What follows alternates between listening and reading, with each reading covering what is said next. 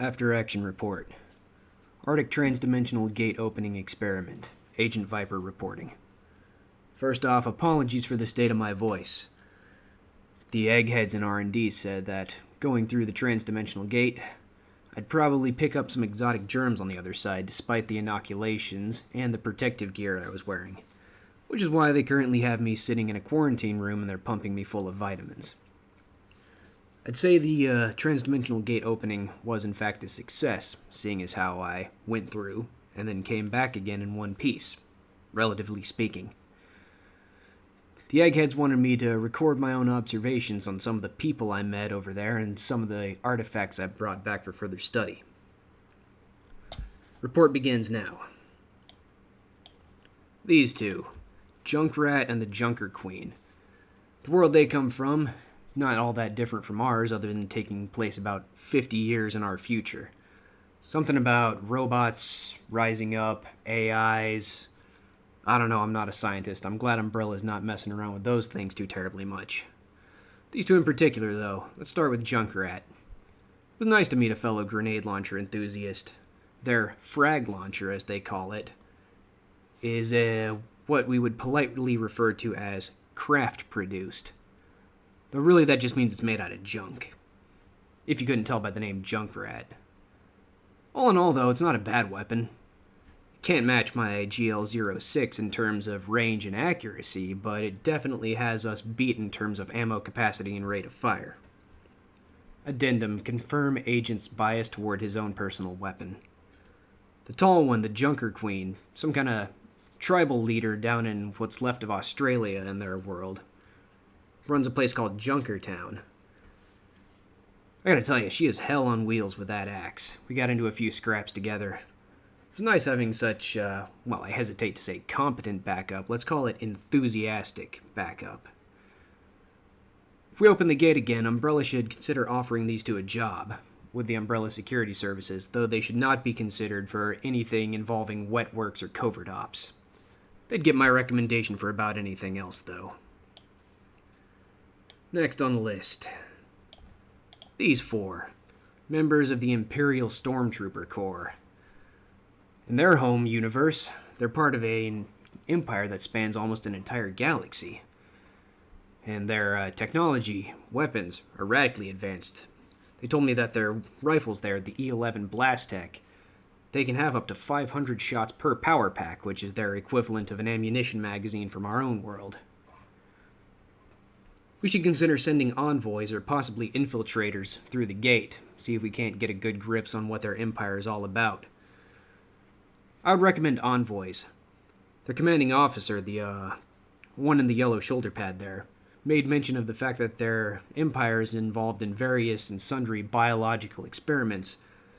They might could use an expert opinion. An Umbrella is definitely an expert in those kind of things. I'd recommend offering our services, see if we can't get a decent business relationship going. Moving on from the people I met. I wasn't able to grab much more photographic evidence, but there were a few. They don't bear mentioning here, although I will speak on them briefly once I get to the artifacts I brought back. So let's begin with those artifacts. I will be referring to them as subjects A through D, respectively. Let's begin with subject A. This thing is called a Daedric or Daedric dagger. I don't know the proper pronunciation. I heard it pronounced both ways. I picked this up in a place called Windhelm in the country of Skyrim. God, that place is cold.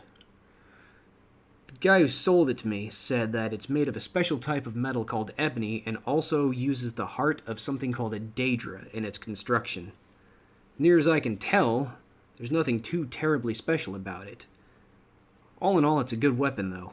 It has a decent grip, and the weight of the blade lends itself very well to chopping-style attacks. It's also razor sharp, good for making things bleed.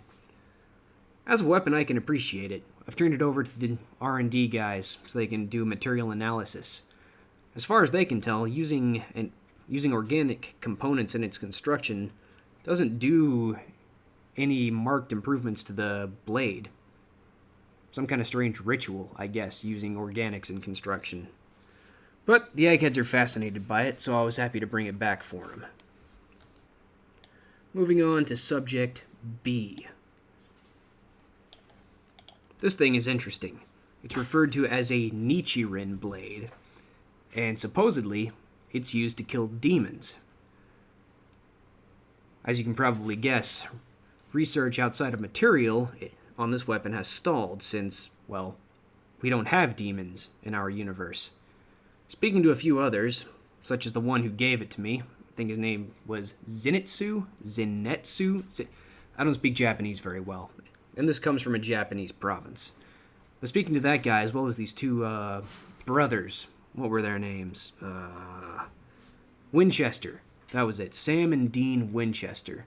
They told me that while rare, demon-killing weapons aren't completely unheard of. But like I said, research on this one is stalled until we can actually find a demon to test it on. That said, the construction of this weapon is very interesting. Zenitsu? I'm not even going to try to pronounce his name anymore. I'm just going to refer to him as the Japanese guy. The Japanese guy who helped me get my hands on it told me that it was made from metal that was mined from very high up on the Japanese mountains. I think he called it sun metal. And it's this metal in particular that allows it to slay demons. It also has the strange quirk of changing the blade's color. Something about the person's mastery over the weapon, maybe their soul or something like that, is what affects the change in color. The Egghead's best guess is that it's actually something unidentified in the middle of the blade that reacts with each different wielder's unique body chemistry. And that's currently the leading theory that they're going with. All in all, it's quite a good weapon. It cuts just as well as a normal Japanese katana, which are, well, fairly well known for their cutting power. The blade itself is also pretty sturdy, could stand up to some decent punishment. They're going to keep it in the R&D vaults until they find some demons to test the blade on. Moving on, subject C. The Yubashiri blade. I gotta tell you, I really, really like this thing. The world I picked it up in, not so much. Water everywhere. It's infested with pirates, and the people over there seem to have gained various and sundry strange abilities from eating fruit, none of which I was able to recover. It's apparently very rare. But I am not joking when I say I saw this kid literally contort and expand and stretch his body at will in the most disturbing fashions that I've ever seen. I don't particularly want to revisit this realm, but if they have weapons of this quality over there, I might have to.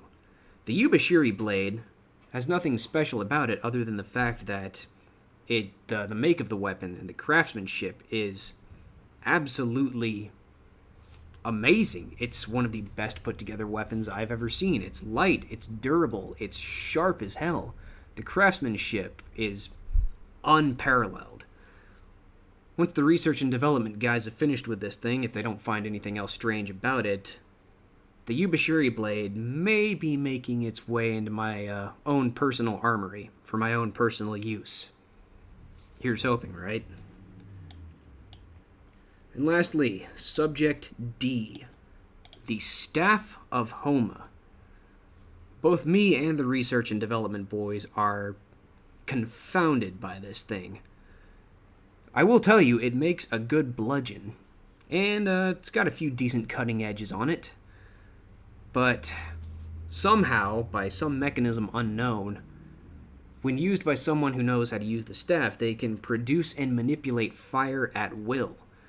If we can figure out how this staff works, this could, well, it could revolutionize the way the Umbrella Corporation manufactures weapons.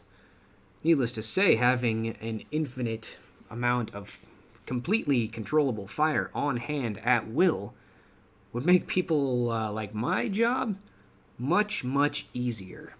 I definitely wouldn't mind it.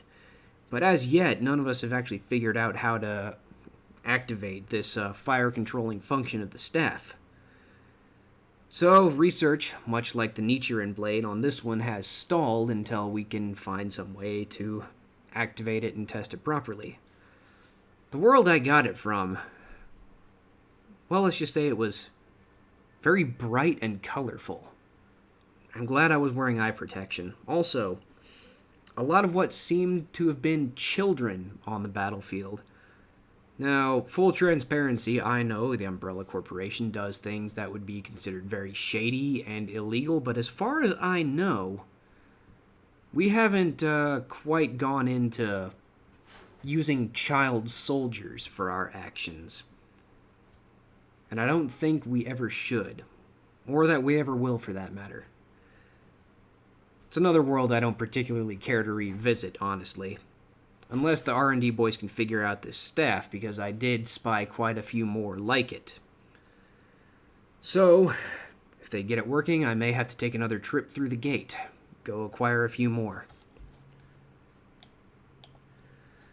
With that, my recording of this report and my preliminary thoughts on the people I met and the artifacts I acquired is concluded. Please feel free to review this at your own leisure. Add annotations if you feel it necessary. Agent Viper, signing off.